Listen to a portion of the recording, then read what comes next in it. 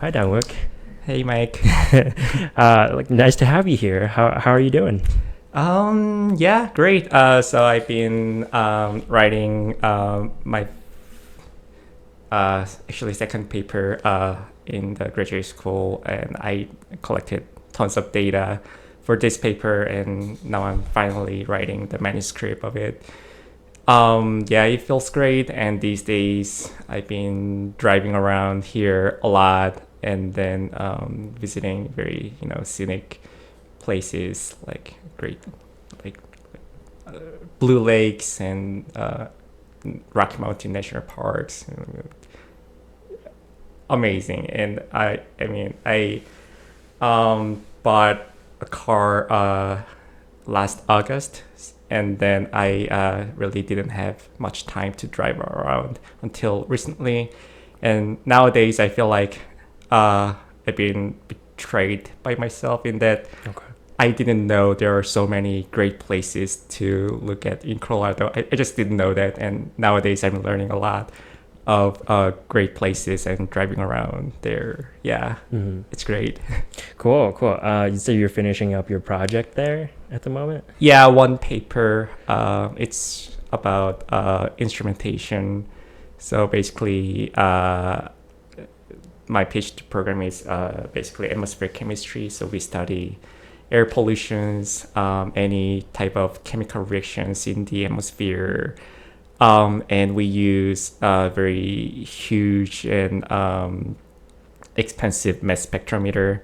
And then, so basically, usually people use that instrumentation on the ground or in the laboratory. But what we do is we bringing out to the outside and measure the air composition outside, sometimes on board aircraft platforms.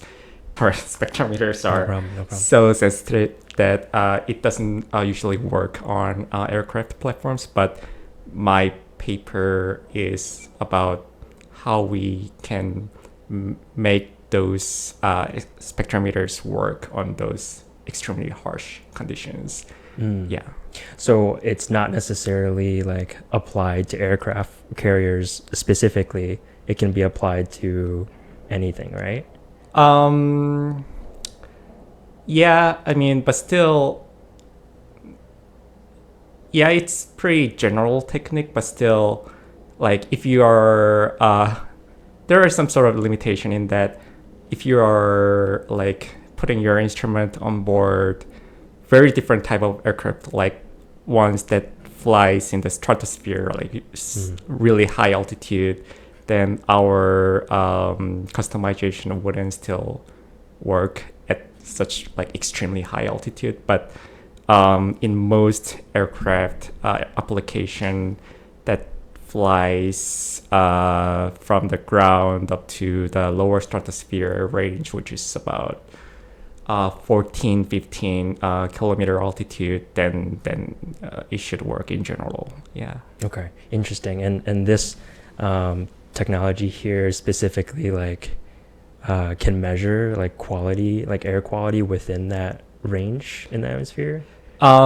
Yeah. So to be more specific, our instrument is measuring the chemical composition of aerosols in the atmosphere. So Mm. there are gases and particles in the atmosphere, and most of the gases are oxygen, nitrogen, water.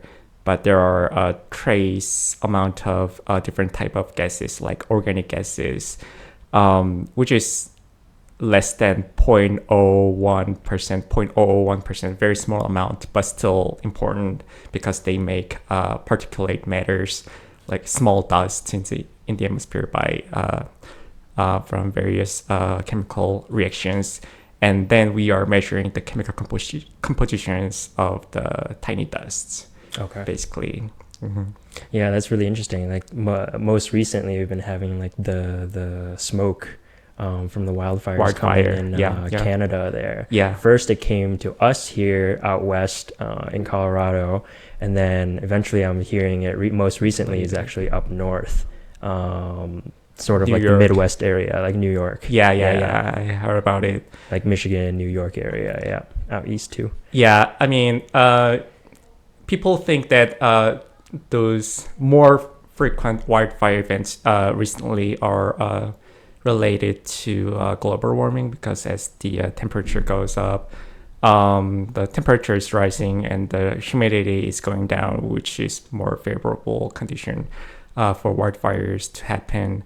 And then and our research group has been studying wildfires a lot too. So basically, 2019, so when we do aircraft campaigns, which means we fly over an area of interest with bunch of different instruments on board, very huge aircraft. Usually we use one called DC-8 that belongs to NASA, and NASA likes to call it flying laboratory because there are so much instrumentation in it.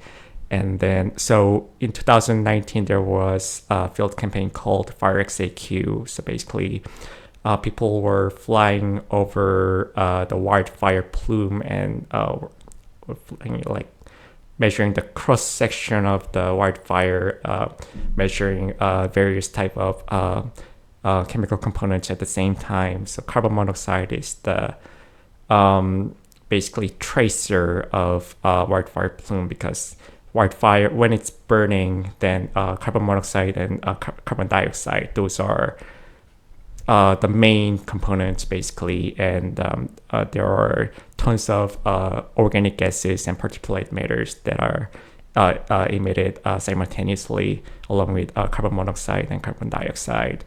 And then we measure the aerosol part, which is basically organic aerosol. And then we have been doing identifying the characteristics of the organic aerosols. And yeah, so, and atmospheric chemists are working really hard on understanding the composition of wildfire plumes so that we can better understand the impact of wildfire in terms of the health effect. Basically, if you're exposed to the wildfire smoke, what happens to you, or what does it mean in terms of cloud formation, which is very important research area because cloud is the main how can I say it, main thing that reflect light that comes toward the earth. So the more cloud you have, the more reflection you have, which means you're not warming the earth as much compared to you don't have much cloud. So cloud formation is also a very active research area, because modelers who run simulations of Earth system, they need the information in terms of how much cloud is being formed in order to predict the global temperature in a few years, or in 10 years, or in 100 years. Yeah. That's very interesting. So you're saying the more cloud, the more light reflection there is, and then the less cloud, the less light reflection there is. Right. Yeah. So basically, the global warming, at this point, it's pretty clear that human activity is accelerating the global warming by emitting tons of greenhouse gases like carbon dioxide and methane. And what happens on the surface of the Earth is when the sunlight goes through the atmosphere of Earth, then those carbon dioxide absorb those sunlight and transform that the energy of light into kinetic energy, which means heat, basically. So those greenhouse gases are converting that light into heat. So that's why as we emit more and more carbon dioxide, the temperature of the Earth's surface is getting higher. But if you have cloud above there, and if you block the sunlight, then there's no light for carbon dioxide to absorb in the first place. So that's that's why the cloud is a very important factor in terms of calculating the global mean temperature in the future. Oh, wow. Okay. So like the more clouds you have, it's able to keep cooler for the because like you said with the greenhouse emissions there, like the more clouds you have, the more it's able to sort of contain. Is that right? Yes, and plus it's very complex system, so Yeah. there are many factors that is being played. Cloud is big one, and aerosols, which means basically particles, they also directly reflect the sunlight. Some type of aerosols absorb sunlight and transform it into heat, but reflection is in general the bigger role than absorption for aerosols.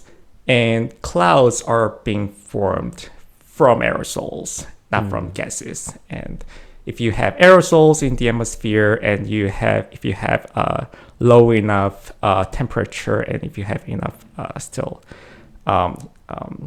water vapor there, then those water vapors are basically being condensed on the surface of the existing aerosols, and that grows into cloud particles, basically. Okay. So, in terms of understanding the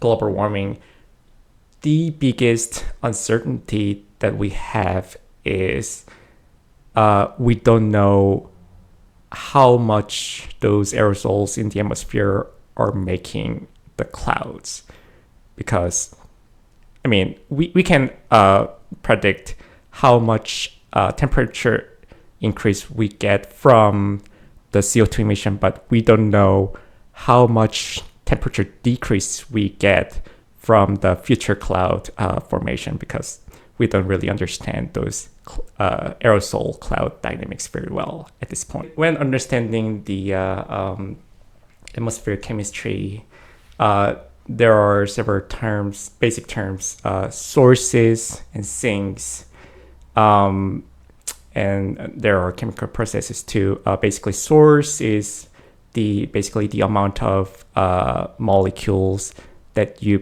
put into the atmosphere, and sinks are how much molecules are being removed in the atmosphere system. So source is basically the emission from automobiles or human activities of carbon dioxide, and sinks. Basically, carbon dioxide is basically the most oxidized form of carbon, which means there's no more oxidation. So in order to have sinks, it has to be pretty much physical elimination, and what as far as I understand, the biggest one is dissolution into the ocean. So people has been looking for the aircraft carbon dioxide data, which means carbon dioxide data measured on board aircraft platforms at various altitude, especially over the Southern Ocean, because people think that Southern Ocean is really huge sink of carbon dioxide, because a lot of carbon dioxide is being dissolved into the Southern Ocean there and being removed from the atmosphere. And then the modelers who run Earth system simulation from computer, they are using the parameterizations that those inferred from those measurements into their simulation and predict the carbon balance in the atmosphere. So there could be some more things, but as far as I know, the ocean is the biggest sink of carbon dioxide at this point. Yeah. Okay. So like the cloud takes it, and then it precipitates and it rains into the ocean, and that's how that connection there is with the sink that is the ocean. In terms of carbon dioxide, there are not much interaction between carbon dioxide and clouds. Mm. Maybe some carbon dioxide can be dissolved into a cloud water, but that's not really that's negligible amount in terms of the whole CO2 in the atmosphere. Um, so yeah, so basically carbon dioxide are emitted and spread around the Earth by wind and some basically wind, Mm. and then absorb sunlight and transform it into heat, and then get lost by being dissolved into the ocean water. Yeah, fair enough. What got you interested in atmospheric chemistry research? Oh yeah, it's a long story, but if I Because I think it's very interesting. Because it's everybody is engaging. yeah, Like with everybody the needs to air, breathe, you're right? breathing in Yeah. the air. Yeah. So you should be concerned about the quality. Right. So it's actually a funny story. So during my undergrad, my major was physics, and I always wanted to be a physicist, especially a theoretical one like Richard Feynman. And then, but still, I was open to other possibilities because I think I want to be a theoretical physicist, but it's not like 100% still, because who knows if there is a another opportunity that I might enjoy more. So I've been poking other departments ever since I got into my college. So it was really tiny college. So the total number of undergraduate students was only 400 by the time I got there.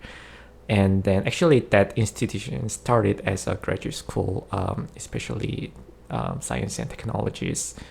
And then in 2010, they opened up undergraduate program there. And then they were aiming education style of something like Caltech or Harvey Mudd, the small institution, but more focused education for individual students. So we had tons of research intern opportunities in the graduate schools. So I was like doing internships in a bunch of different fields. Like I started with mechanical engineering during my first year summer, and then material sciences, and then environmental engineering, and then physics. And so when I think it was summer of my junior year, and I saw an advertisement on Facebook that a laboratory that focus on atmospheric chemistry is hiring undergraduate interns, and then that's how I hooked up with atmospheric chemistry. So that project was developing an instrument that measure on a molecule called glycol in the atmosphere, because glycol like to stick to pre-existing aerosols and form bigger organic aerosols. So people knew that, and it's important to measure its concentration in the atmosphere in order to predict its organic aerosol forming potential. So, but when I joined the group, the professor was, she just started that research group, and that was pretty much right after she finished her postdoc at NOAA right over there. So we started building an instrument, which is very complicated job. But fortunately, she already has done it at NOAA. So actually, she was building pretty much a duplicate instrument of that here. There in Gwangju. So, but I knew nothing about atmospheric chemistry or nothing about mechanical engineering or nothing about instrumentation or how it works. So I started like reading some manuals on how the heat sink works. Very rudimentary stuffs like how to leak tight the Teflon fittings and how the power supplies works and how the LabVIEW software works and very rudimentary stuffs. But she knew basically how to build it, but I was basically learning those details. So, and I worked a lot in that laboratory, and eventually we built one, and then that's what we used during Cross AQ campaign in 2016 when I visited Palmdale, California to integrate it. And so we flew back to Korea on board that NASA aircraft to Korea, and we were flying around the Korean Peninsula to measure the air quality of Seoul and other areas. So that was quite of experience, especially for undergraduate, because everyone there was research scientists in national labs or professors or postdocs, and there were some graduate students, and undergrad was I was the pretty much the only one in the project. And then we successfully measured the glycol molecule, and then I realized that I have actually built a bit of career here already. So back then, I was thinking of just going to graduate school in Korea and get an exemption of joining the Korean military because that's mandatory for every man there. But my PI back then suggested me to apply for graduate school in the United States if you want to continue research on atmospheric chemistry further. So that's how. Because there was more opportunity in the United States for atmospheric research? Yeah, so there are not many atmospheric chemists in Korea. There are a few. And then the size of community really matters here because like if you are very good at measuring, let's say glycol, that doesn't mean that you can measure a bunch of other molecules. And in the atmosphere, there are thousands and million different types of molecules there. And there's no way that you can measure all of them by yourself, which means collaboration is the key. You bring all the instruments that is available right now and do the measurement simultaneously. So in order to get the full picture of what's happening in the atmosphere. So that's really the biggest strength of Boulder, because Boulder has the biggest atmospheric chemist community in the world. And NCAR and NOAA, there are really prestigious national labs too. So that's really the main reason. It's there is obviously a better research opportunity in the United States than in Korea. There are some decent groups in Europe too, but US is the biggest. And Europe and China probably similar size, I guess, at this point. Yeah, for sure. There's a lot of national laboratories within this area alone, like you said, NOAA or NIST or NCAR, NREL, all within the concentration of like just a couple miles of each other, right? Right. Not like you don't even need to travel out of the state essentially, right? Because they're all just located in Colorado, which is rare. And NCAR own its own research aircraft too, so we just like to put our instrument on board there and just fly around. United States. Because it's such like a big component of our lives. It's literally what we breathe is like the oxygen in the air and like the atmosphere around us, and like I think that has such a big like impact on our bodies, right? And I like that your research is going over like how it impacts humans, right? We talked about like the wildfires and how that like those fire plumes can affect individuals, but like also just big cities, right? Big cities like in India or Asia, like in Beijing, or even here in Los Angeles in America, right? Mm-hmm. Like there's a lot of pollution that occurs from a lot of carbon dioxide going in the air by our factories and whatever we emit through our vehicles, and just like how does like I guess how what kind of research goes into like big city pollution? Yeah. So,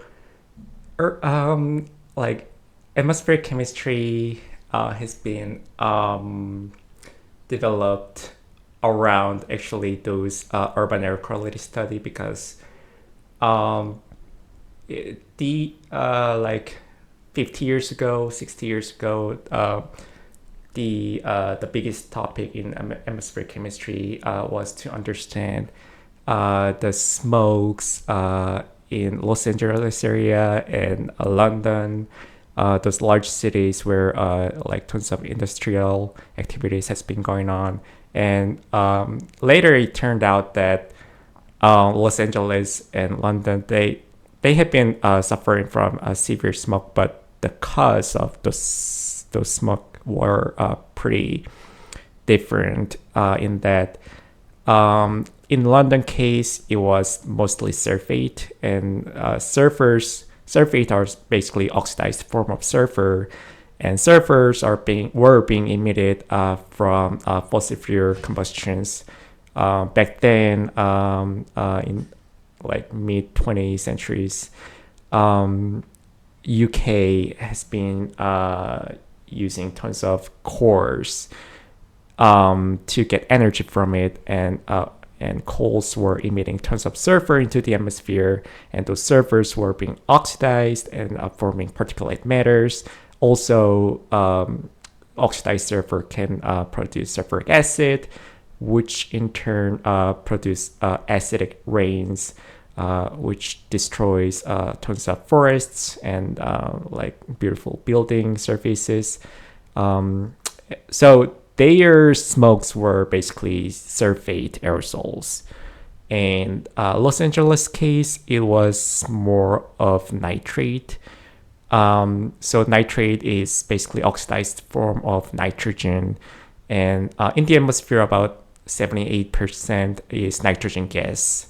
And basically when you're running car engines, there are like very high temperature and pressure there, and you're basically breaking that into nitrogen gas into just an nitrogen radical, and then those nitrogens are reacting with oxygen in the atmosphere, being oxidized into nitrogen oxides, and those were making tons of smokes particles in Los Angeles. So yeah, so since then, there were very important chemical mechanisms that were found since then, like ozone chemistry from hydroxyl radical and NOx reinsertion, and then later there were unfortunately it's only one Nobel Prize in atmospheric chemistry, but hopefully there will be more in the future. But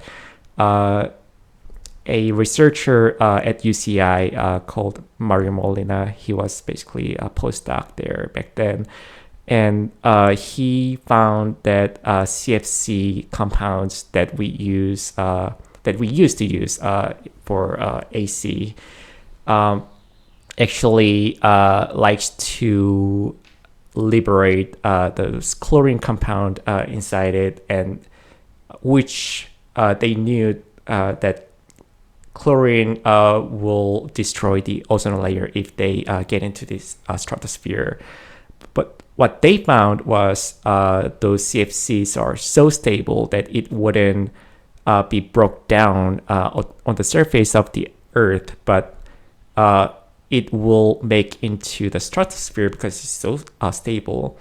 And then in the stratosphere, the sunlight is way more powerful, and those CFC molecules can be broke down into chlorine radical, which destroys the stratospheric ozone layer. And there was life-saving discovery. Without it, we might not have ozone layer, which means tons of people will suffer from like skin cancer. Yeah. Because ozone layer protect those UVs from sunlight. Yeah. Yeah. When you mentioned like the car engines there and the heat that comes from the car engines and like the pollution that comes from motor vehicles, like that the transportation systems are so crazy, like in cities, like because so many people rely on some sort of transportation to get around. And if your city has enough infrastructure to like have a lot of traveling motor vehicles going around,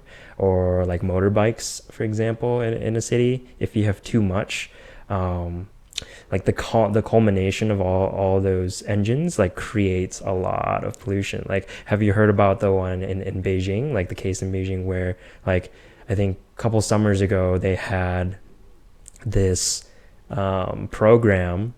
It was like a government program where based on your license plate, like if it's an even number, then you get to drive on these set of dates. Like, say, for example, like you get to drive Monday, Wednesday, Friday. And then if you have an odd number plate at the end, you get to drive Tuesday, Thursday, and Saturday. Yeah. Is that like they're like forced to do so, or they are getting like fines if they don't follow those rules?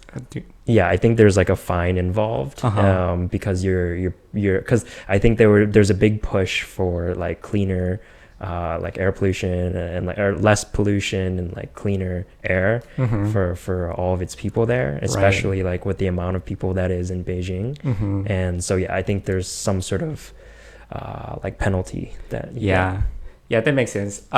In urban area, especially in developing countries, those pollutions are pretty severe, and those small particles are actually quite harmful to your body, especially really bad for your lungs. So in such developing countries, air pollution, especially particulate matters in the atmosphere, those are one of the biggest cause of premature death. Like sometimes if you're cooking all day long in a restaurant, then or if you're like grilling steaks like for a long time, then that means you're being exposed to really high concentration of particulate matters. And then each people's body will react differently, but on average it's pretty bad. So it's always a good idea to have air cleaners, especially filter types, because some air cleaners generate oxidants in the atmosphere to oxidize harmful materials. And what happens in many cases is that you are oxidizing harmful materials, but at the same time, you are producing harmful chemicals out of non-harmful chemicals because of those oxidants. And so filter types are better in that you're basically removing physically those particulate matters. And and in urban air pollution studies, actually, China is doing very good in that research area, because they have tons of researchers in large cities in China, because air pollution is really huge concern of them. and they have a very big governmental support in terms of fundings. So they're doing really good. Yeah, maybe they're doing really good because it's such a big problem, right? And they have to solve it like they really relatively have to quickly. solve it. Yeah, yeah.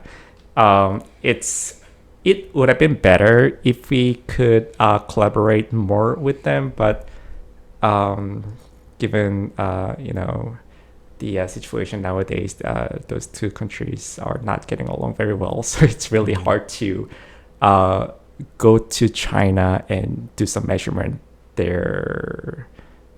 Yeah, so I mean, they are actually collaborating with Europe much more than United States, and but still, yeah, a lot of people actually want to go there if it's possible, but it's not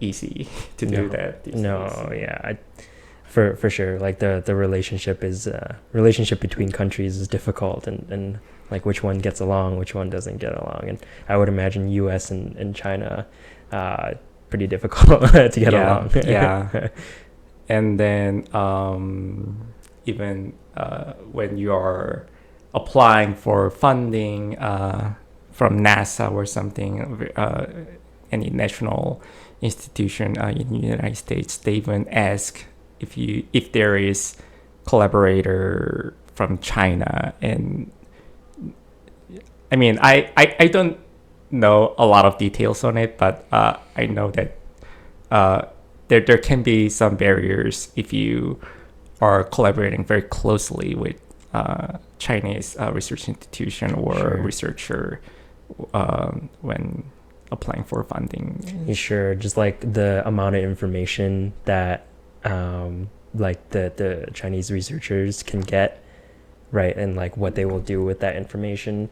Like I guess like from like information specifically or like data specifically collected from the US, like you don't want that. Like if it's like really confidential information, I would imagine you wouldn't want to get into the hands of like China or Yeah. Russia or whatever country that like the US doesn't want to collaborate with. Yeah, yeah. I cannot speak on behalf of U.S. government here, but yeah, it's really sometimes, yeah. I mean, there are good researchers in China, so sometimes we like to collaborate with them. But when we're applying for a new project and get a funding from U.S. government, yeah, there can be some barrier there. So it's, in my perspective, it's a bit of inconvenience, but probably I'm not qualified to say more than that. Yeah, I think the air cleaners are really nice, right? Like, are these air cleaners like mass applications, like systems, like mechanical systems within like a city that you can place into? Yeah, those air cleaners. Yeah, I was talking more about indoor air cleaners because I mean, conceptually, you can build like a huge tower that is sucking like tons of air into it and filter all those particulate matters. But that's not going to be very practical because the limitation of the amount of air that tower can breathe in is just so limited, and like the amount of air in urban area is so large that probably you won't be able to clean it outside using filter, but you can do it in indoor conditions. You can it's basically blowing air and make it through a filter, which is basically very complex fiber structure, and it has to do with microphysical property of tiny particle. So tiny particles act like air and big material. It's in between. So like if you have very tiny fibers, airs are so light that they will avoid those fibers. But particulate matters follows the airstream, but it's heavier than air molecule, which means it has more inertia. So when air is going around, particulate matter fails to turn its direction and to stick to that fiber. That's how filters removes those tiny particles in the air. These are reasonably cheap. I don't have one yet, but I always been thinking about it. But it should be pretty cheap, especially compared to those oxidant-based air cleaners, or UV light based air cleaners. And interestingly, my advisor has been working a lot on particulate matter filtration, especially after the COVID happened. Yeah. Because what atmospheric chemists contributed on that COVID situation was that it's airborne virus, which means those viruses are in the air and like flowing just like particulate matters, which means you can remove those viruses if you use just filter system. And mask is basically a filter system.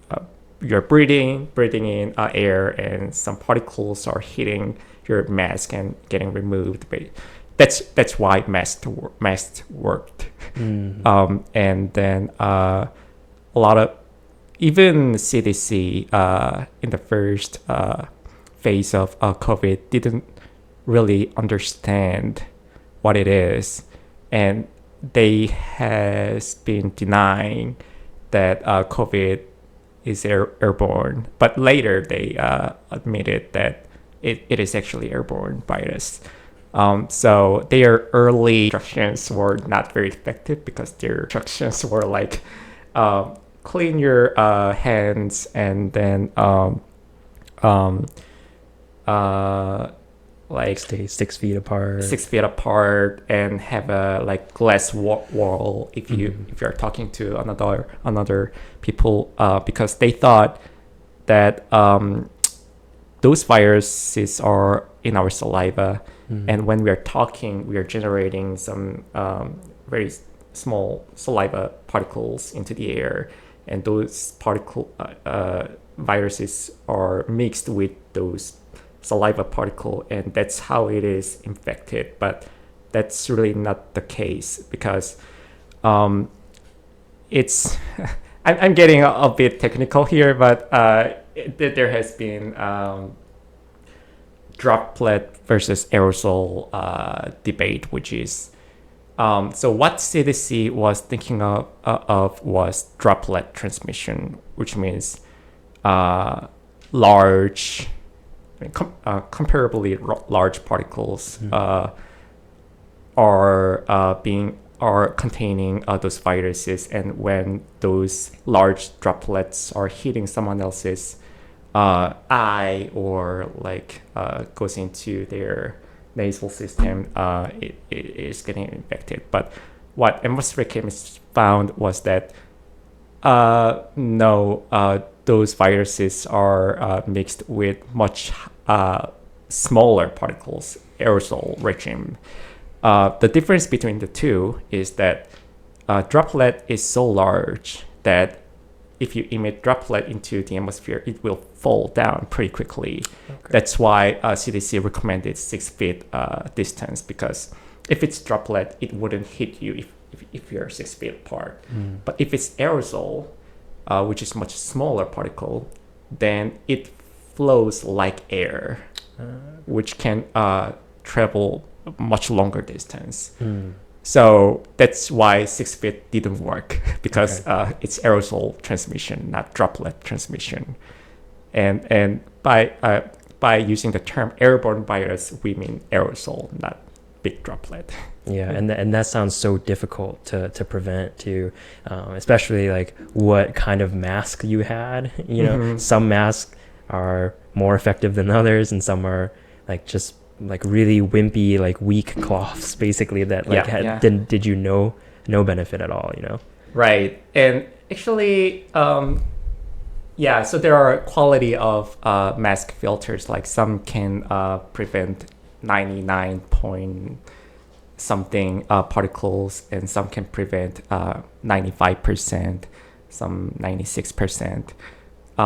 But actually, more bigger problem is actually the fit of your mask. So if you're not having very tight fitting at on your face, then you're allowing air to go through those chasms, right? Not through the filter itself.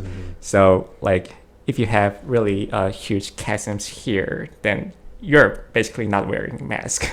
So because when air is going through the filter, there is a pressure drop in between the layer. So if you have chasm here, air can go through without pressure drop, which airflow prefers.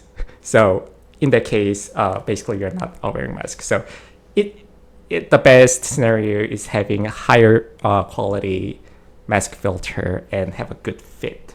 Yeah, that's really the key. Yeah, because there was like a lot of precautions going into place, like, you know, with the masks and then being like 6 feet apart and then having like air filters, like all of these things, like essentially like we still don't know like if they truly worked or not, or like how effective it really was for people, and obviously like, you know, you have like older generations and maybe it was really great for them, but for the younger generations we still don't really know how much like impact it truly has. And I think like for us, like how do you know like if there is like true impact or not? Impact from the virus itself? Yeah. I'm not a doctor, but but it seems to me that in many cases, younger people, even if they get infected, it's not as serious compared to senior people, especially if you were vaccinated previously. And at this point, pretty much everyone is vaccinated, and not everyone, but pretty much a good majority is immune to the virus. So at this point, nobody's being really serious about the transmission of the virus in the crowd, and also the variation of the COVID virus is its toxicity is being weakened at this point too. So but when COVID virus hit it in the first time, I think it was pretty toxic to pretty much everyone. And then I'm getting back to the mask thing again, but that's why like a lot of atmospheric chemists were so disappointed in terms of the early instructions from CDC, because we could have protected a lot of people if CDC recommended masks more clearly and strongly rather than being confused if it's droplet or aerosols. And actually, to be fair, that was so early phase of the COVID, so there was no really solid scientific backup in either side, droplet versus aerosol. Maybe like evidence, or not really evidence, but like something seemingly evidence from especially East Asia, because Korea was actually one of the successful case that prevented the early virus transmission, because fortunately they were used to wearing masks in their daily life because of the severe air pollution. So they were already wearing masks. Okay. And the government started recommending wearing masks to prevent the transmission, and it actually worked. Okay. And that was also the case in Taiwan. But CDC, I guess, wasn't still convinced that the mask really matters or not. So you're saying like South Korea has a high like participation in wearing masks, and even before it started, like even before the virus started infecting everybody, they were already wearing masks. So therefore, like, it wasn't the case where in the US where none of us wore masks. Yeah. And then like the government tells everybody you have to wear masks, and everybody's like, no, I'm not going to wear a mask. Why am I doing that? Right. Yeah, it was really cultural barrier, I think, Right. For Americans. I mean, it's inconvenient, and it looks weird when you're wearing it. So I understand that there has been a lot of frictions, like refusing to wear masks, but in Korea, it's not new thing, and people are already doing it. Not everyone, but a lot of people, and then they listened to government and just followed the rules, but still some downside was that they were so compliant that when some group of people refused to wear masks, then like tons of crowd around them were forcing them to wear masks, which means not really freedom in terms of personal choice, but yeah, that's really cultural difference for sure in Korea and United States. Here freedom is way more important. Right. In Korea, being compliant to government, unless there is a good reason not to believe them, they like to be compliant. Okay. And just follow the rules. Because like with the masks, because now you don't see anybody wearing masks, and at least in North America area. Mm-hmm. Is that still the case in South Korea? Like, do you think a lot of people are still wearing masks? At this point, not really. So they really, I think they pretty much completely dropped the mask requirements pretty much in any places. But they held that requirement longer than United States, Okay. I think. Yeah, so when I visited Korea last summer, still there were some requirement of wearing mask indoors, not outdoors.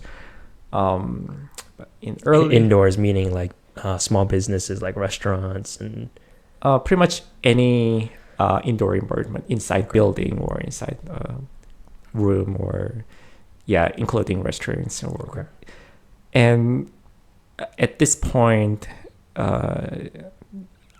as far as our understand, really zero requirement. And then before, like, I don't know, they used to require the mask wearing even outdoors, which means they were being really cautious in terms of the virus transmission, while United States still allowed not wearing masks outdoors because there are much better ventilation, so the risk of airborne transmission is way lower than indoor environment. So that made sense, but Korean government was a bit too harsh in terms of wearing masks, in my perspective.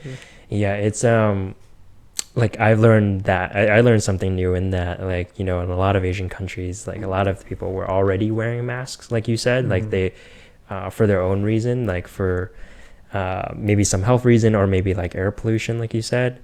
Whereas like the big shock factor for the US is like barely anybody wore masks Yeah. anywhere. And it's really strange culturally too, like when you're talking to somebody in the US and they're actively covering their face. Mhm. It's really strange, like for us, because we think it's like sort of like impersonal in some ways. Yeah, that makes sense. And also, it's inconvenient. Also, it's inconvenient. I don't like to wear it, to be honest. But yeah, just and if you're wearing really thick mask, and it's even more uncomfortable, like in breathing. So yeah, I understand that the gap in cultural acceptance of the masks. Yeah, and I think here the population density, except for very large cities, are lower, which means the transmission is not as effective on average compared to East Asian countries where population density are so high. Yeah, in such cases, yeah, wearing masks were even more important than here. But still, it's also important in here if the gathering is large enough. Yeah. Okay. So I the strictness, right, from the government is for these mandates and policies, like it sounds like it was pretty strict in South Korea, but have you heard about like the Chinese government and like Shanghai specifically, and like what they were trying to do with COVID-0 and how yeah, it was really extreme, and like right. people weren't, like, obviously we saw it to a degree here in America where like businesses shut down, but like specifically here in Shanghai, like all businesses shut down, and like people weren't able to make money. They were just stuck in their apartment complexes, because all it is apartment complexes, like high rises, because there's so many people in the city.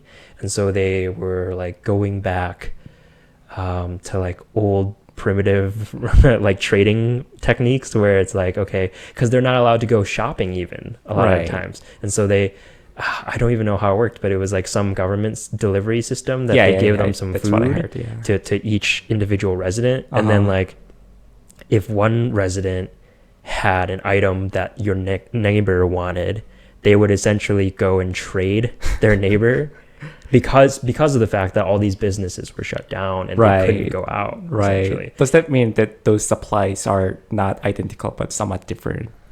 Or yeah, maybe some are different. Maybe like if you have more, because maybe you have like a bigger family or something, for example. Like if you're one individual person living by yourself, maybe the program, how it worked is that you don't get as much groceries, you get a certain amount. And then if you have your neighbor that has a family of like 5 people, they get more groceries than you, but maybe they don't need all of their groceries for some reason, and they're willing to do a trade with you for something. Right. So essentially the crazy part is like this bartering system where we're trading, right? Like the olden days, because of the fact that it's so strict and harsh. So there was like enforced quarantine, but still they were allowed to go out and trade. No. I think it's like, because it's your neighbor, I think the big app there is probably WeChat or something like that, right? So you like you message each other, and then it's like, okay, you open the door, you put some fruit right, that you want to trade, and then they pick it up, and then they leave whatever your trade was, right? They leave, like maybe you trade some eggs, and then they come and they drop some eggs off at your place, right? Something like that. Yeah, that's crazy. I mean, and their policy, as far as I understand, was not very like it's extreme. Extreme. And then those, I mean, they were like forced to quarantine so long, and some factories were shut down so bad. And what I heard was the Apple factory in China that is run by Taiwanese company The chip Foxconn. Oh, okay, Foxconn. Yeah, Okay. and they so Chinese government mandated the the quarantine for all the workers there, and then it was so long that some people started escaping the factory, and I think I'm not an expert about this issue, but I think that's I maybe it's not the same time, but later, as those enforcement gets too restrictive, some young people started some riots there, holding white paper, and then that was the point where President Xi dropped that zero COVID policy, and then right after that, I think I heard the COVID cases rose, but I don't know the current situation. Seemingly, it's not that bad these days. But yeah, that was surprising in that usually, like in my perspective, Chinese government was very listening to people's complaint a lot, but that riot really changed their policy, which seems like their people are getting more voice as time goes on, and then it's gonna be interesting to see how that change of dynamics will change the landscape of their political situation For sure, in the yeah. future. And how difficult that is, like economically, for somebody to endure. Like if you have a small business or if you're running like a restaurant or anything like that, right? To have that like taken away from you is essentially like taking away livelihood, and like now you're fully under like government control, and that's really difficult, Right. you know. And that's why I think the US here has had a really hard time with that. Yeah. But like for South Korea there, I guess, were you from South Korea originally? Yeah, so I was born in a city called Suwon, which is near Seoul. And then I went to Seoul for high school, and then I graduated there and moved it's southern and western part of the Korean Peninsula called Gwangju for my college, and then I graduated there, and then moved to Boulder in 2019. Oh, okay, wow. So that must have been a big transition to move from South Korea to the U.S. Yeah, I mean, I actually visited United States twice before I moved here. So it was not like totally new. I mean, it's still Okay. new, but like I experienced here before. The first one was in 2014 when I attended UC Berkeley summer session for 2 months there. So and I traveled to Yellowstone and the Teton? Grand Canyon. Oh, Grand Canyon. Okay. Yeah, so that was nice. And then, actually, I visited here 3 times before I moved. So the second one was 2016 when we were preparing for a field campaign. And it was also a NASA-sponsored project. So we were installing our instrument on board NASA DC-8 aircraft at Palmdale, California. It's up at northern side of Pasadena, and it's like pretty much desert, very hot climate. So I stayed there about a month for the instrument integration. And then the third time was 2018, almost right before I moved here. that was for a conference in Washington D.C. Okay, so it was more like of a gradual transition rather than like a quick, abrupt, Yeah, all of a sudden. That's yeah. good. I think that's a good way to go about it if you can, because for some people it's like really really difficult like Right. immediately because like culturally and like behaviorally like people are just really different from uh, like the rest of the world. And the language Essentially. barrier is the biggest one by far.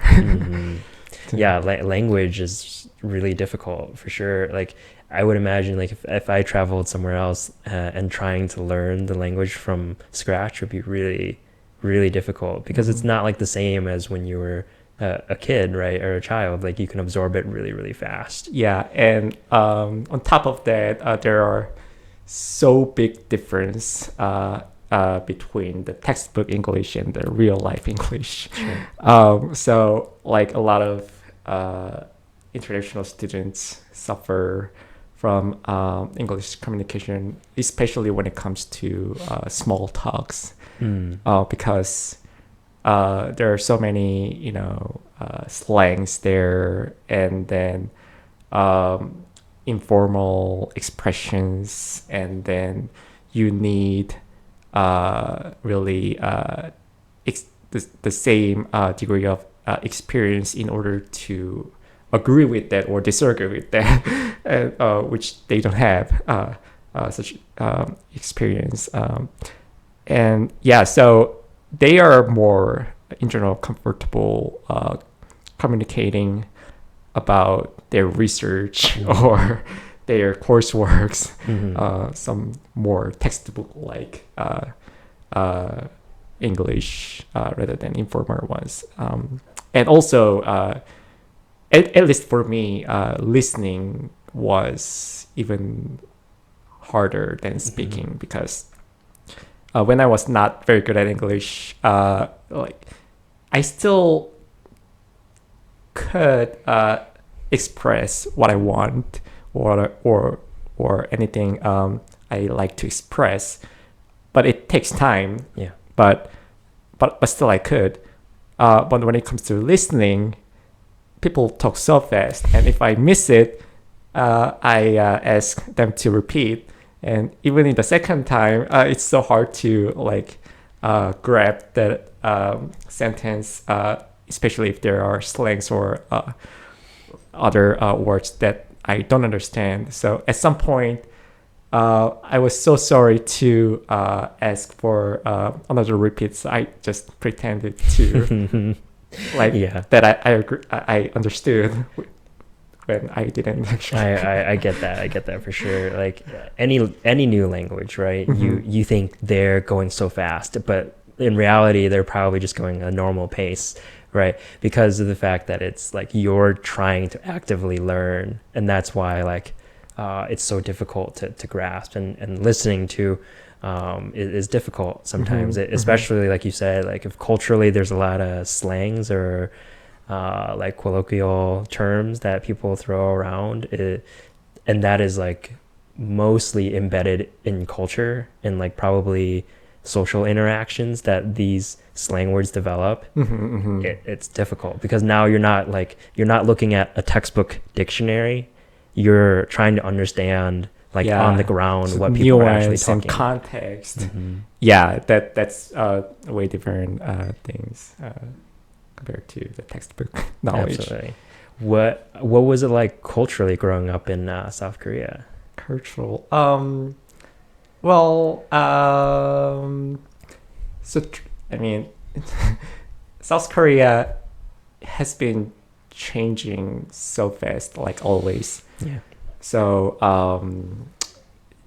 their culture has been also changing pretty fast, and then that's one of the reasons why they have so much conflict between generations because they have so different experiences as they grow up.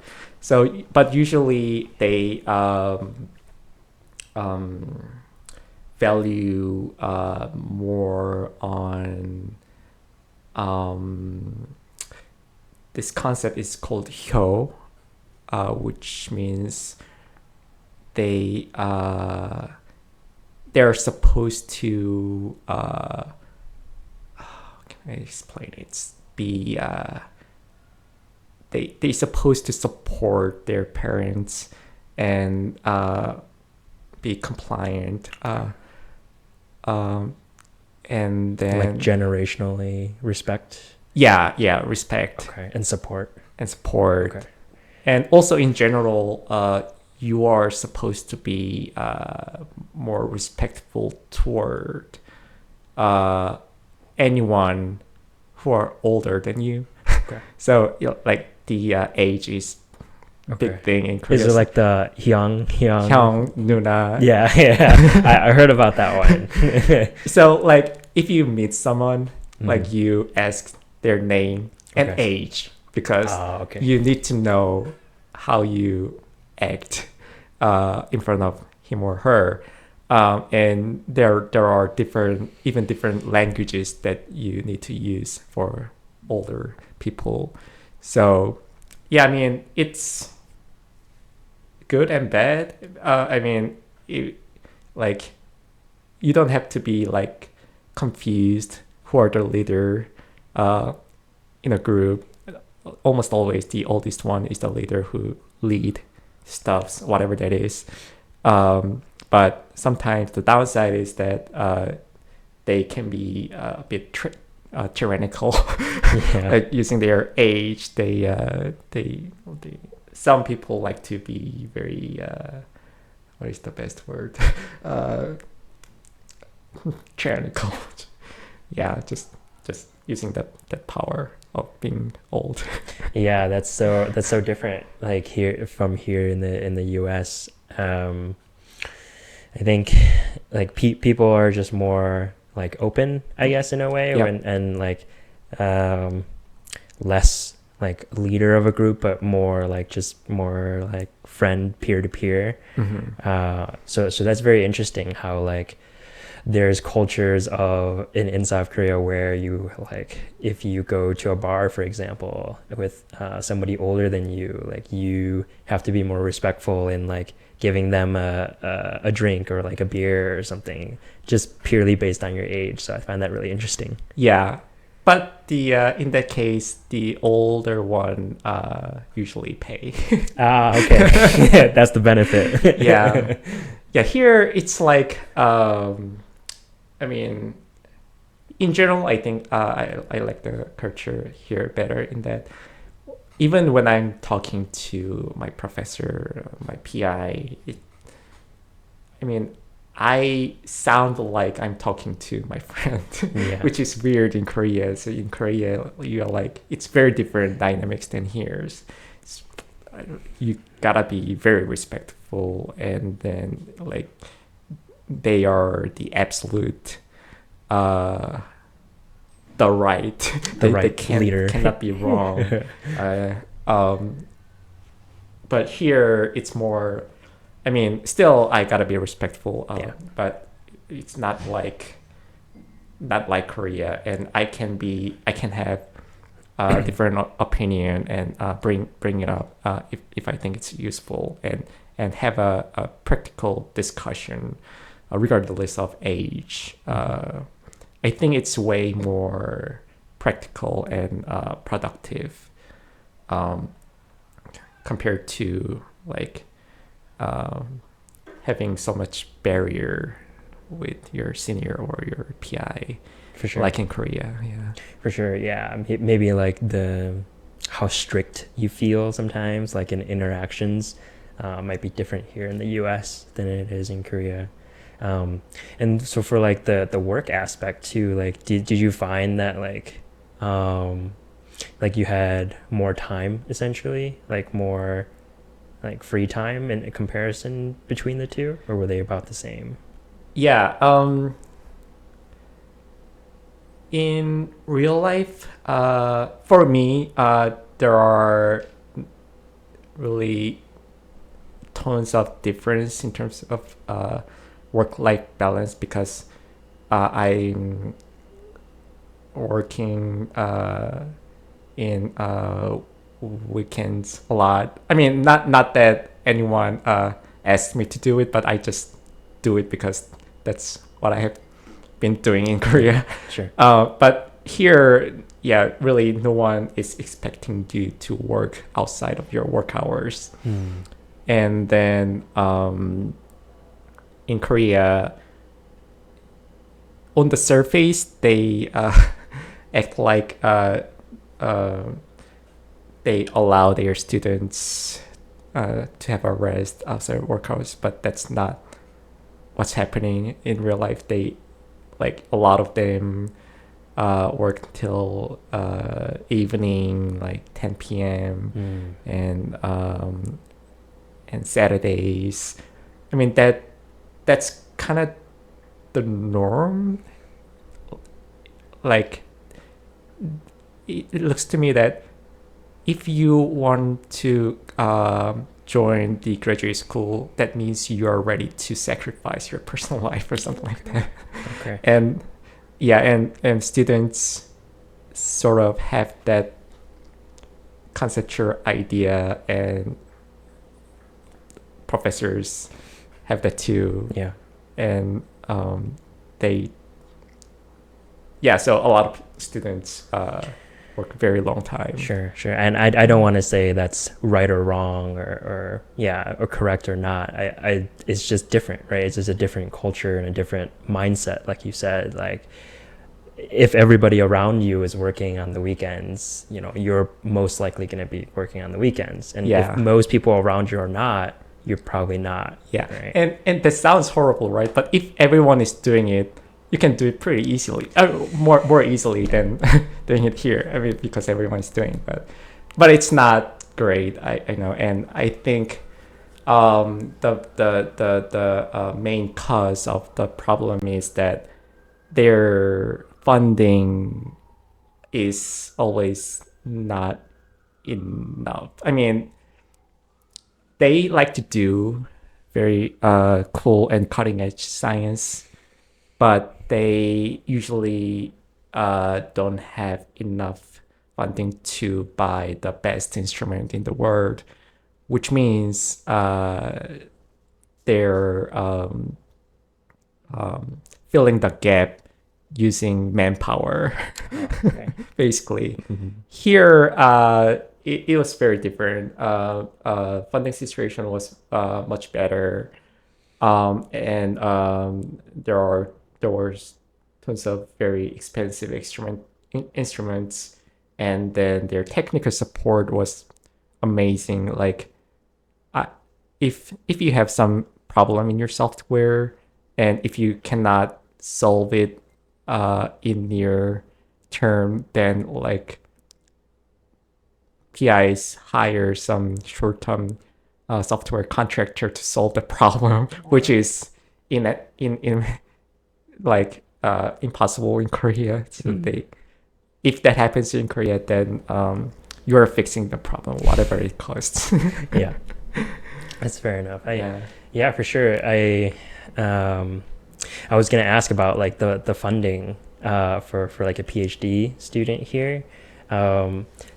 Did you find that it was an easier time like finding funding opportunities here than in Korea? Doing PhD in Korea these days. Yeah. Like just financial support. Yeah, I mean, they can leave.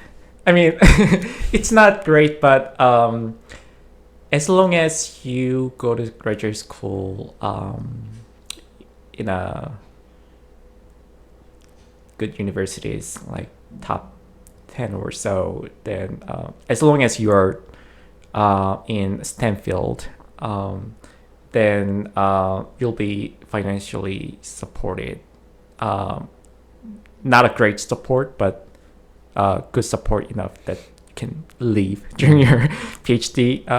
So a lot of cases, you might live in a dormitory, and I don't know if that's the case in other universities, but the university that I went for my undergraduate, it was one of the 5 some sort of nationally funded engineering schools. Mm-hmm. And then in those schools, dormitory is practically free, and you those graduate students will be paid roughly $1,500 a month, something like that. But you're not really paying rent. I mean, you're paying, but that's a comparatively small amount, unless you are living outside of the university. And then, considering the prices in Korea, you can live Okay. with that salary. And it also depends on your majors. If you're like majoring in computer science, you might get paid more. If you're doing some natural sciences, probably a bit less. So in here, I get paid way better than them, but I'm paying way more rent fee. Yeah.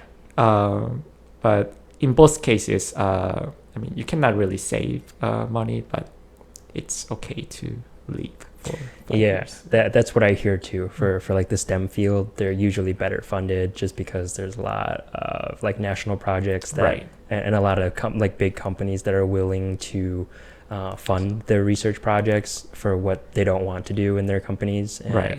for like the new incoming graduate students to work on. Mm-hmm. Whereas like it's more difficult if you're in the arts, for example, for getting funding like Or that. history or Yeah. philosophy, then probably you want to be on TA. Otherwise, you're really paying out of your pocket, which is awful. It's going to be so much money for 5-6 years. No.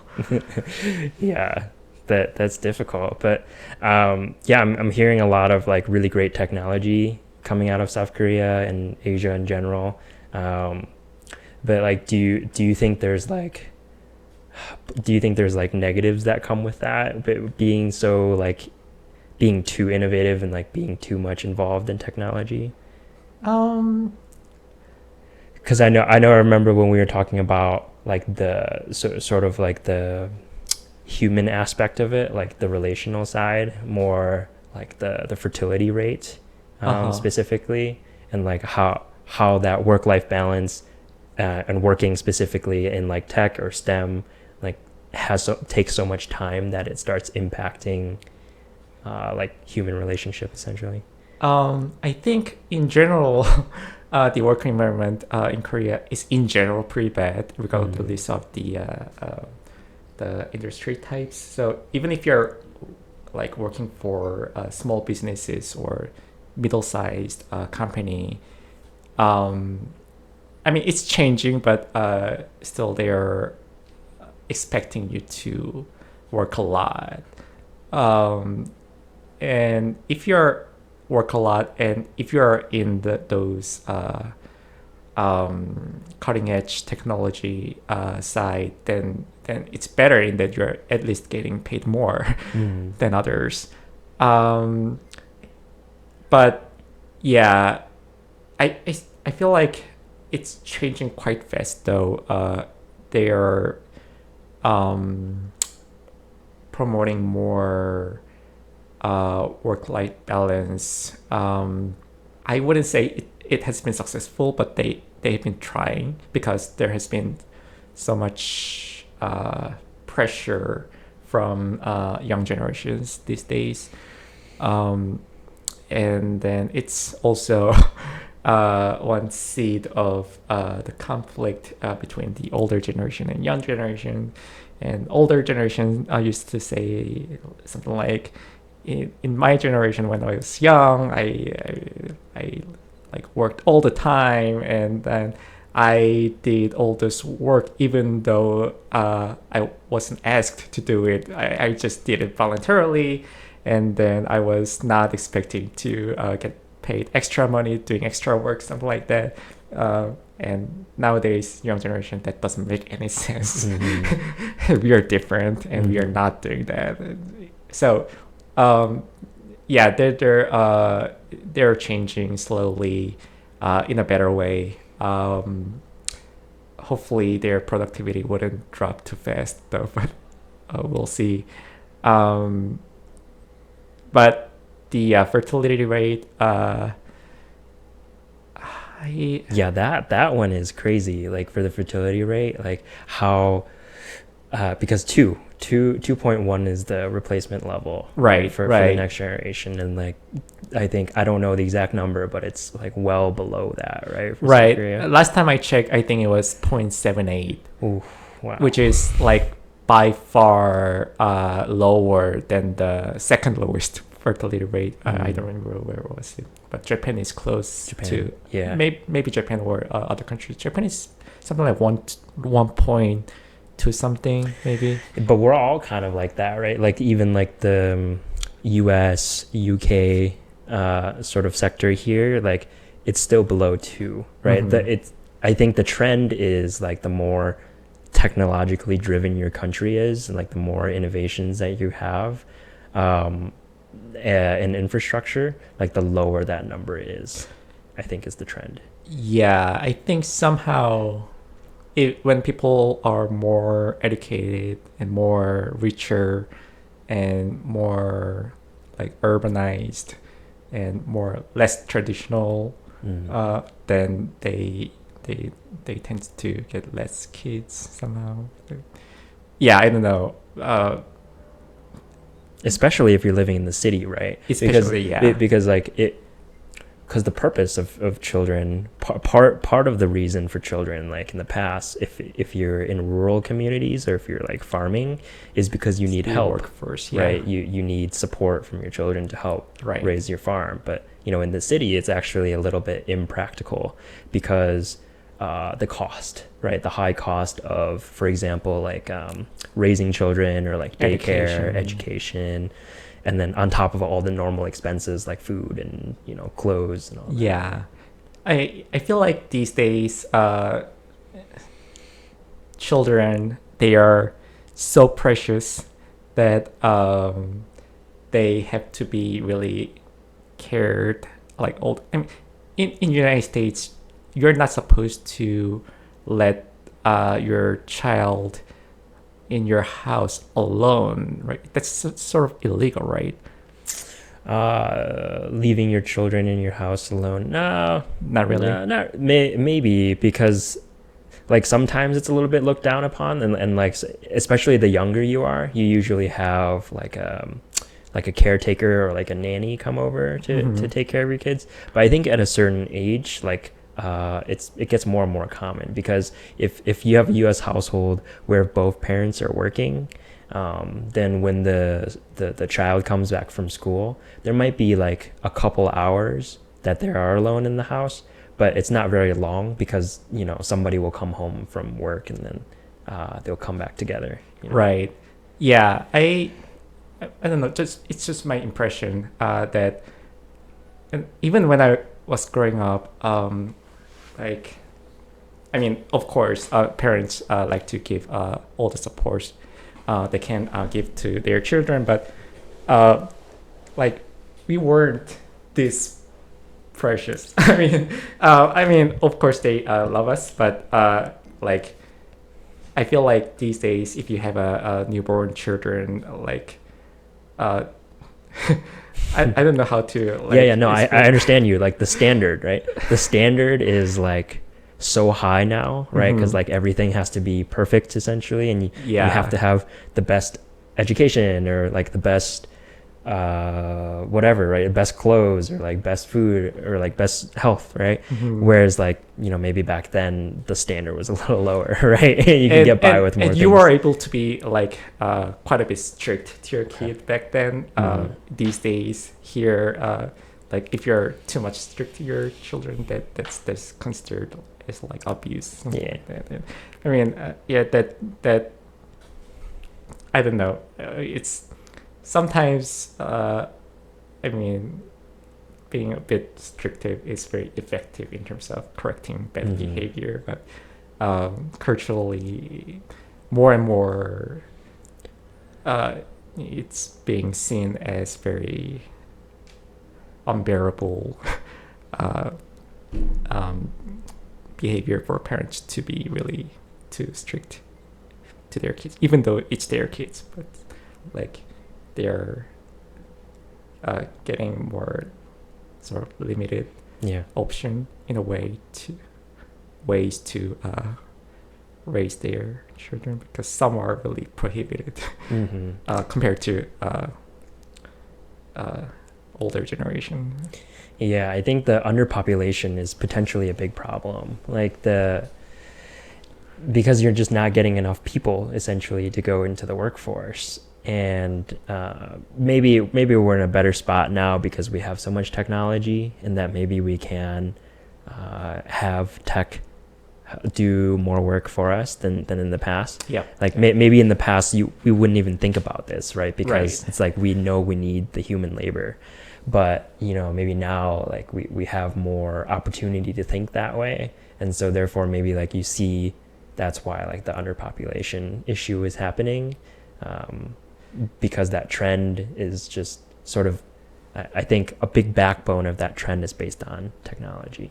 Yeah, I see.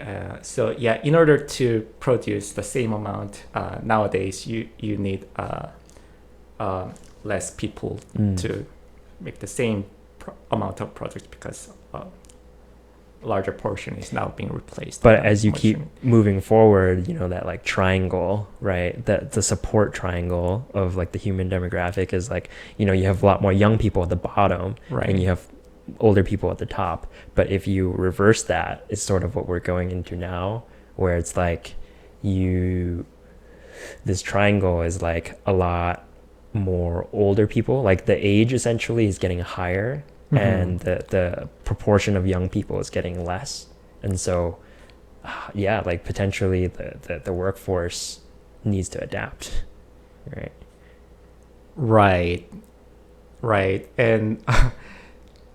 and also that means those younger generations are supporting the older generations healthcare by paying tax basically. But like if you have less young people and more machines, then machines are not paying taxes. Yeah. Young people are paying just more taxes. Yeah, that probably, I don't know, that in that sense it's still not sustainable, I guess. You just need more taxpayer to really support elder generations in your society. And then Korea, the bottom side of the triangle is getting sharpened very fast. And actually it's very worrisome.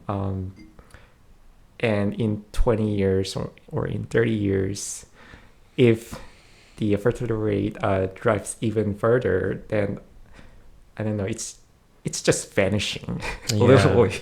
Yeah, and that's what you don't want, right? You don't want like a population collapse essentially, for just like there's nobody anymore because nobody is like creating families. Like the family formation is a big component, right? Because like in order, like the children are created usually in the past with the starting of families, and like if you don't do that anymore, because like if you just listen anecdotally to like the people around you in your like friend group, like how many people are like creating families and how many people are getting married, right? And I think now today it's like less and less you hear of that from people around you. Yeah, that's true.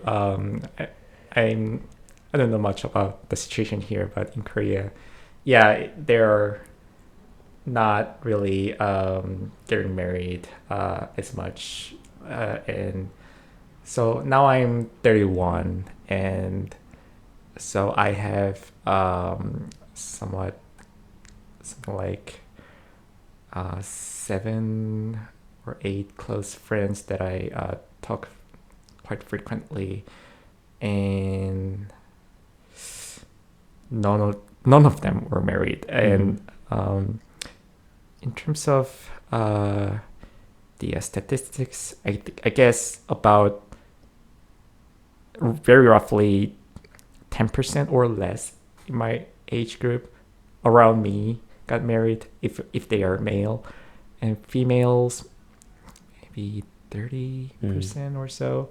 So they're getting married pretty late, or they're not getting married at all. Yeah, so, and even, I don't know, which means I don't have much friends who have kids. Yeah. So we'll see. Like, even if they got married, probably some might not have kids at all. Eventually, some will do. But here, it's actually pretty different. So I noticed that there are, I guess still it's not majority, but quite a bit of people who got married among graduate students. And if they are not married, a lot of them have partner that they will potentially get married in near future.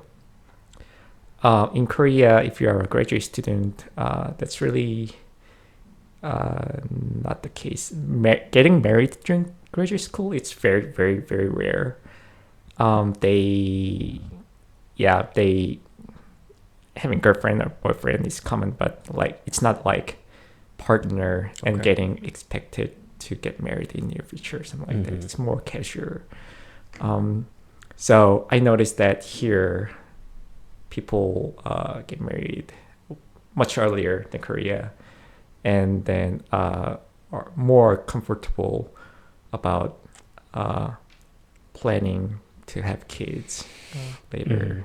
Yeah, I understand that, right? It's stressful, very stressful, right? Like when you're going through work or graduate school, like your focus is so high on your research or your job or your topic, and it's hard to like do that and also focus on like a human relationship or like just like a partner relationship, because they both take a lot of energy. And like human bandwidth, right, is limited, right? And so there's only so much energy and effort you can output per day towards something, and especially like, you know, with a partner here, like sort of the idea is that we're going to be in like a sandwich generation, and it's happened, obviously it has happened in the past before.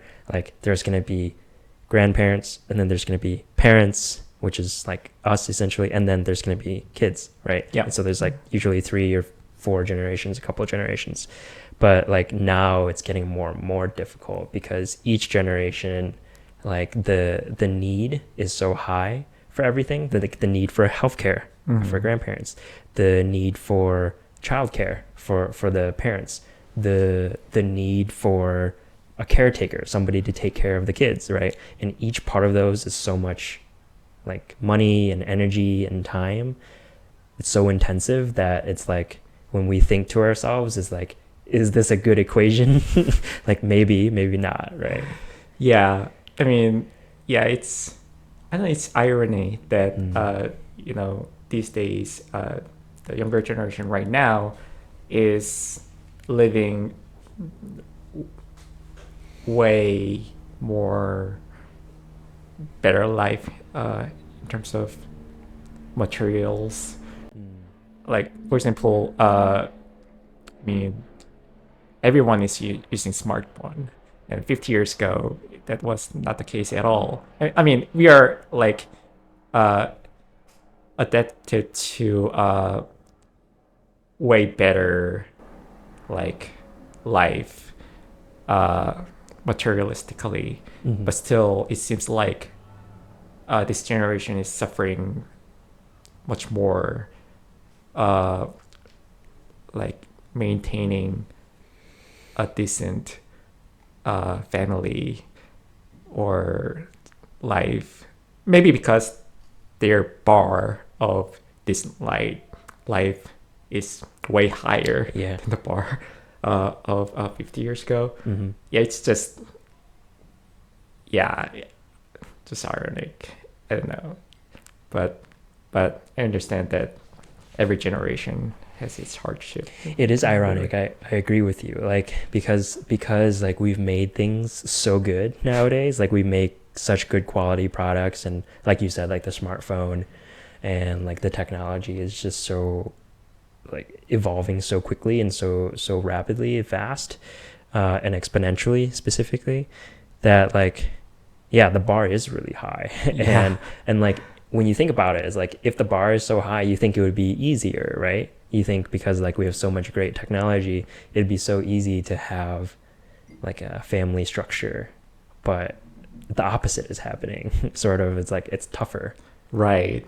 And then in Korea, like when older generation is complaining about their younger generation, saying, in my generation, everything was way harder than you guys, but you guys don't seem to be working as hard as us. And what younger generations say is, wait, hold on.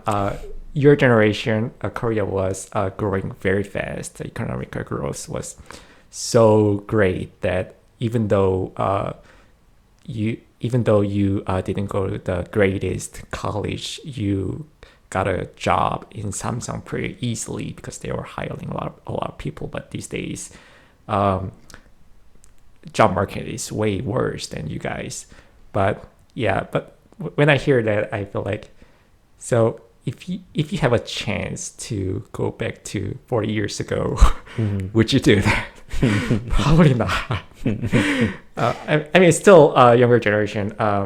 It's true that they are having more hard time in good quality job Yeah. in the job market, but still, yeah, probably they're living better life than the people 4 years ago at the same age. Yeah, for sure. And you had mentioned that like you know how the work-life balance, or maybe the lack of, like because people work so late, maybe to like 10 p.m. or something. Do you think that trickles down into students as well? Um, Like yeah, for if it's graduate student, yeah, that definitely. For undergraduate student, graduate students, undergraduates, even like high schoolers, right? Do you think that oh culture yes. exists? So yeah, so elementary school, middle school, high school, college, graduate school. So among them, probably college students are the most like less like stressed Okay, so period, in college you have less stress, actually? because in Korea the culture is something like getting the degree from the best college is pretty much the most important thing in your life. Oh, okay. So, like, that's why they are putting so much money into their child education, like so much money, and then which also means their children is studying like crazy hard Mm. to get into the most um, prestigious Yeah. colleges. Um, High school, yeah, probably that's the worst period in Korean people's life, including graduate school or like working period after school, like because like it's like they study like their life depends on it really. Mm. And then nowadays the colleges are more looking into their GPA during high school, but it used to be like Korean SAT is the only important factor when it comes to getting into college. Back then, like everyone was like studying Korean SAT like all the time, starting like middle school, even in elementary school. And they go to private Tutoring. tutoring. Mhm. Actually, it's not like one-on-one tutoring, but it's something like another private school after school. Okay. So like there is a teacher in front of like 30-40 students, and they go to, it's called hagwon, and they or going to Hagwon pretty much every day, especially if they are high school students. So like they go back home like 11 p.m. and they do it like 7 days a week.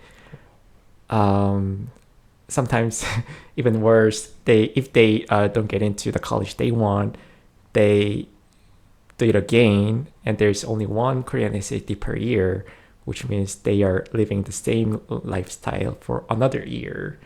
They still graduated high school, which means they go to Hagwon. They stay from the morning to the evening, like they do it for another whole year, which is amazingly stressful. Wow, that sounds super stressful. I don't remember. I don't think that's how like the U.S. school systems are. There is like some SAT preparatory, but I don't think it's like to that degree of where like you work day and night for the exams like that. Yeah, I guess it's people's. I mean, it's changing, but in such a way that you don't really need the best college degree to earn decent amount of salary, especially like if you're a YouTuber, then you might make more salary than very high position employee in Samsung or so. So the job market has been diversified, and then some pretty big chunk of it doesn't really require even college degree. So it's changing, but still it's actually it's not anymore the best college degree, but nowadays it's more like medical degree. Okay. So nowadays students want to go to medical schools like dentistry or just regular medical school, and there is Korean medical treatment type medical school, and some wants to go to pharmacy major. And in Korea, some medical schools are in graduate school, but actually majority of them are in a college program. So they go to medical major directly from high school. So yeah, nowadays it's more about medical degree, not rather than the best college degree. Okay. Yeah. And especially with like tech too, that's changing so much of how you can earn a degree. Like you can just learn online essentially, and maybe you would be better served online because what you learn is more relevant than what maybe a professor is teaching you, for example. Yeah. And so therefore like the relevancy factor is higher if you go through some sort of like online program than if you were to do traditional in-classroom instruction. Yeah, that's especially the case in software engineering area. Yeah, probably if you're like a mechanical engineer or chemical engineer, probably you need those educations from college. But software engineer, yeah, it's some of the best hackers or software engineers, they don't even have a college degree. They just taught them by themselves. Like, so in that case, yeah, it gets more about the practical knowledge than the degree, for sure. Yeah, and in United States, I don't know if it's true, but my impression is that you don't really need a college degree if your like purpose is just living a decent life and getting just decent money, like working hard. Then it's not really necessary, especially given very high college tuition here. Yeah. Right. Especially the college tuition, you're right. Like sometimes you have to look at the equation once again to make sure that it's actually worthwhile for you to go. Because if you take on too much loan, if there's too much debt, then you might get stuck in that job afterwards. For example, if you want to be a doctor and you have to take out like $1 million in loans, then hopefully when you come out, you have to make like a decent salary in order to pay that back within a certain time period. Otherwise, you're going to have a lot of debt for a very long time. Right. And you might be able to pay those loans back within a foreseeable future if you became a doctor, actually. But if you didn't make it, it's even worse. Yeah, if you don't make it, you just have the debt. And then, and if you majored in some less practical ones, then it's even harder to pay back those loans. History, communications. I mean, there must be decent jobs for those majors, but it's a bit narrower. Yeah. Right. I mean, I once did the calculation of the comparison between Korean college and here, and then I noticed that so here, if you're paying the in-state tuition, it's cheaper, right? But still, that in-state tuition of CU Boulder was something like 5 to 6 times higher than average college tuition in Korea. Oh, okay. So if you're like attending Harvard, then not 5 to 6, but maybe 10 times higher. So that's crazy. So yeah, I was going to ask you, like in Korea, is it more like government subsidized, or like is there a lot of help for like payment of college tuition? So you can actually get a loan from government directly with reasonable interest rate, and I'm pretty sure government is subsidizing the universities so that they keep reasonable tuition. Okay. Probably for that reason that the tuition cost is not crazy in the first place. It's something like, on average, if you go to a private university, it's gonna be something like $3,000 per semester, and if you go to a public university, then it's about half of that. Okay. And there are really not much difference of tuition between majors. The medical school and law school, they are more expensive, maybe about twice more. So still, the tuition for them is not a big concern. Still cheaper than America. Way cheaper, tuition. I think. Yeah.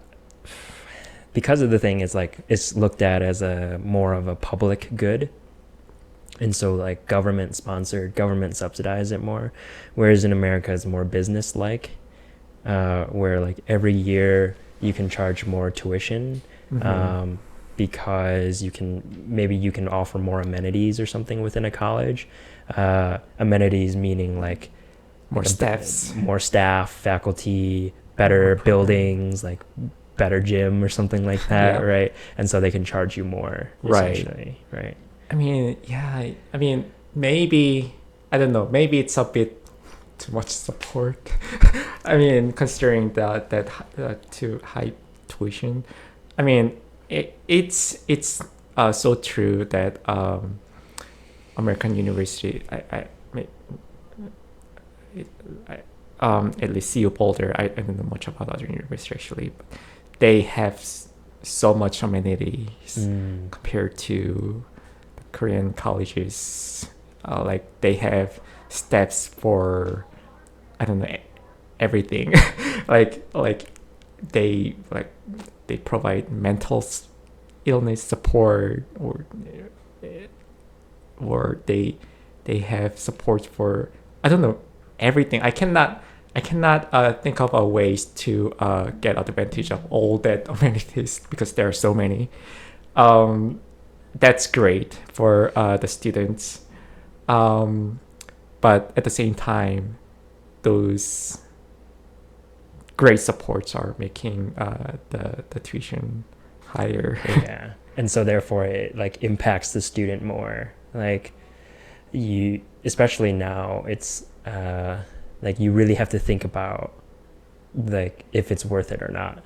Like maybe you can actually find a better job elsewhere without college, Mhm. and that if your salary earning was your only concern, like sometimes maybe it's not the best business decision No. to go to college, right? It's really strange to say, right? Because like in a lot of cultures you're taught like college is really great for you in your life, Mhm. right? And how you'll learn so much and you'll like essentially grow up to an adult, right? But it's just strange like when you put money into the equation, like how much that changes people's thinking Right. in their decision making. That's true. In Korea, it has been pretty obvious in that like college tuition is not really the worst. I mean, they can get a loan with a pretty decent interest rate, or even without loan, it's not really the terrible amount to pay off.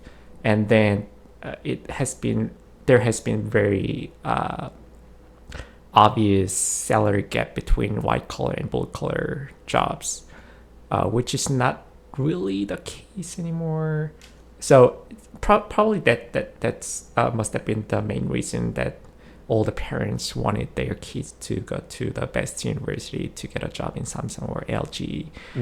Um, but like, if that's not really your passion, then then you can.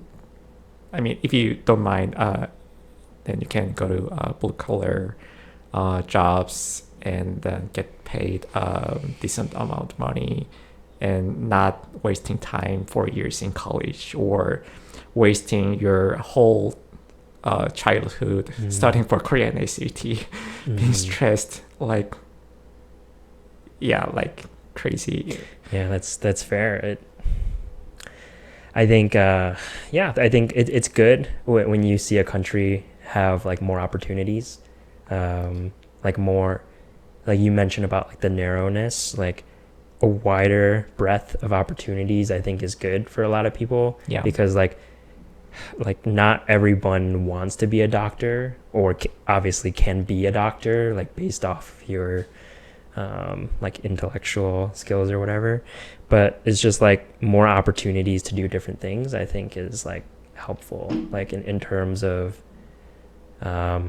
just people's mental health, and that they can choose to be something else, right? Right, Yeah. right. Yeah, yeah. It's just that in Korea, the cultural norm was Yeah. like everyone needs to go to college at least wherever that is, and then these days it became so obvious that if you go to like really, I mean, if you go to college, that everybody can get into that, then the degree is Yeah. pretty much worthless. And nowadays, due to the fertility rate, actually a lot of colleges are closing its doors. So if you went to that college that closed its doors like 15 years ago, then you got a degree from close to university. That's a really sad situation. Yeah, that's really interesting to think about, like the value is slowly declining because Yeah. that college might not even exist anymore, like you're saying, like because there's no more people, right? If there's no more people, then there's no more funding, and then like that institution can't exist anymore. And yeah, Right. it's very interesting. Yeah. For you here, like coming to the US, was there something like interesting culturally that like popped up to you? Culturally, that like, you experience in the US that you thought was very interesting to you? yeah, there are, there must have been so many. Yeah, so probably in terms of work, Mm. probably working cultural. In Korean graduate school, people like to go to lunch like all together. Mm. And here, it, I mean, sometimes they do that, but it's not like the norm. Like they Yeah, do that's it all the fair. time. I hear you, like eating lunch at your desk or something where you like don't really communicate Uh-huh. with anybody else. Yeah, yeah, I understand that. And just treating people like your friend, regardless of the age and experience. Uh, that was weird at first. I mean, it's it's pretty natural and practical at this point for me. But Mm. that I actually when I was talking to my professor before I joined this research group, I had no idea how polite I need to be. Okay. So I was being polite as much as possible, uh, but that was not really necessary. Yeah, so what's more important is just being efficient and practical in communication rather than just being polite just because he's my professor. Yeah. Right, right. Yeah, no, for sure. Like that like group dynamic or like structure, group structure, like Mm-hmm. is very different one in the US where it's like, you like some you can even talk to your parents like they're your friends, right? Yeah. Sometimes or like you said you can talk to your professor like he was your friend, right? Mm-hmm. Uh, because of the fact that like you know it's not meant to be disrespectful. It's meant like okay, like I have I have a voice and you have a voice, and like together maybe we can work together to make something better. Where it's like in Asian cultures it's like, oh, like we have to be quiet or like we have to be like very respectful, like they are always right because they're simply just older or they're Yeah. your parents or something, right? Right. Yeah, I remember an episode. It was a during group meeting, and there is a graduate student who is 1 year senior than me, and then she was presenting her work, and my PI was asking to stop her and raise a question. So he asked if I ask something here, and she was like, "No, wait until I'm finished." And I was shocked. that's that's like how could you talk to That is like Purpose. disrespectful. Super scary. And Scary. if that happened in Korean graduate school, and she might have kicked out from the Yeah. research. Yeah. But it's, I mean, maybe it's not normal, but it's acceptable here, I guess. Yeah. Mhm. Probably for the future, yeah, I Oh, might the future. um I'll be continuing researches in atmospheric chemistry, and I'd like to be a scientist, or if if I'm fortunate, maybe professor in universities. And probably I'll do several years of postdoc, Mm. probably in United States, unless I do it in Switzerland. Yeah. Yeah, I was gonna ask if you're planning to stay in the United States or travel somewhere else. Yeah, so when it comes to atmospheric chemistry research, the United States offers very nice research opportunities. So Mm.